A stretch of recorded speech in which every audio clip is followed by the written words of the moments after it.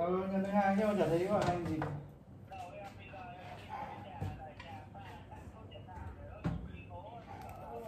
Chờ em, nhận được chưa? Bao đen đấy thì túi đen. Tranh thủ ra mà đặt đi mới nay báo mưa đấy, mai kia có gà hay.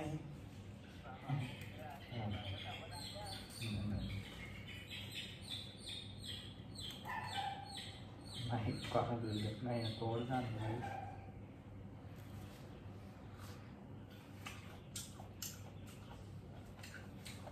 Cái tội gì nhỉ?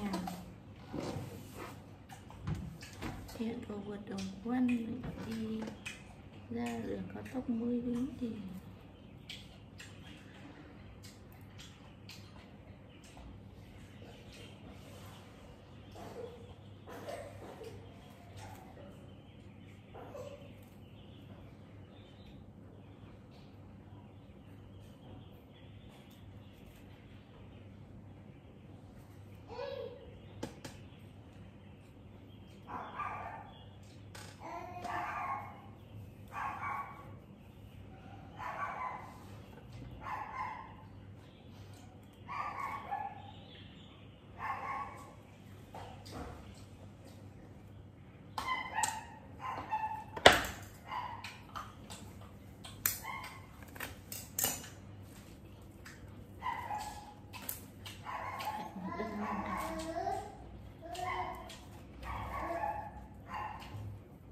Thế em cho mẹ.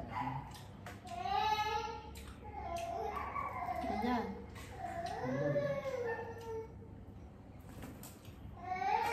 Ơi, mẹ giúp em. Tí nữa. 1 phút nữa. Tối lại báo cho kia có hàng. Chưa thật sợ rồi. Cho đến nào. Bật ra rồi. Nó rất là ghê. Từ mai ra Không, gửi xe băng xe Thái Nguyên. Bật ra đâu? Thái Nguyên phải đi qua Bắc Giang rồi.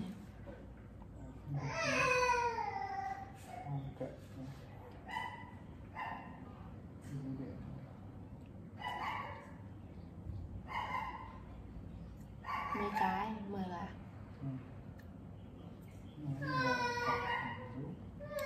Rồi, mẹ cho em không? Cho em nhá. Trước không? Có không?